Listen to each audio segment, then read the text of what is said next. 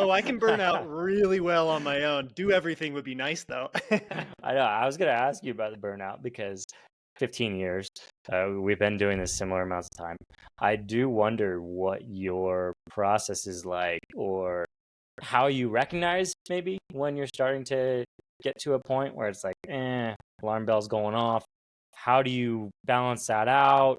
Especially if it's not like a super great time revenue wise, where that always feels harder. Like, how do you keep yourself on a path that's sustainable? I'm usually pretty good at seeing my early signs of burnout. And to me, that usually looks like if I wake up in the morning and I'm not excited to jump into whatever's kind of on my calendar that I've organized for myself. So I'm a nut about my calendar. Like for each week ahead of time, I'm actually scheduling physical blocks of time on my calendar to, make videos, write blog posts, customer calls get scheduled too, because that's a really big one, I think, too, for all our founders out there, is talk to your customers as often as possible. They will tell you what they want. So that's something I always prioritize. But usually I recognize the early burnout stuff when my energy just feels really low at the start of my day.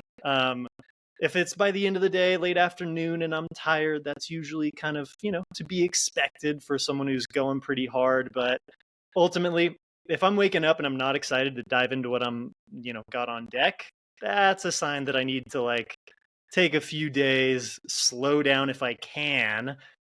Again, not always easy to slow down when you're like up against the wall on something, but trying to do the best that I can with that. And it's messy when you go through it too. You can't always take a break. But I've been pretty fortunate to have had enough wins over the years too, to where I'm not worried about like what my next, 6 months of runway looks like with my projects. I'm pretty stable on that front. So I can kind of make those choices a little bit further ahead of time and say, all right, a year from now, I can't be doing whatever it is this thing is that's killing me right now today. And so I can take steps towards planning for that.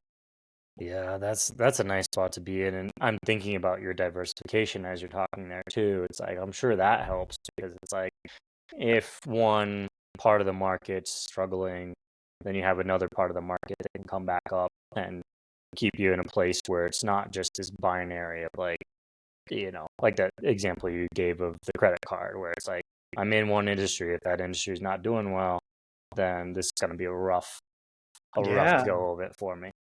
And one pretty recent example, just a few years ago, I was coming out of, COVID, where just everything was weird for a year or two there. And I was working full time on my blog during like through COVID and into 2021. But I was, I've blogged about blogging for like 7 years now. And I got to this point where I was like, man, I think I've said everything that I have to say about blogging. I'm getting kind of over this. And so I took a little pit stop and I joined Close, this CRM startup where I worked for them previously. I'm friends with the founders and I have great relationships. And so I took a 2 year pit stop to lead up the content over there. And it was really nice to just kind of shift what my focus was on. And there was less pressure with Right Blogger, this brand new startup I had, and less pressure to do stuff on my blog to monetize because I had this really nice day job that was covering all my expenses.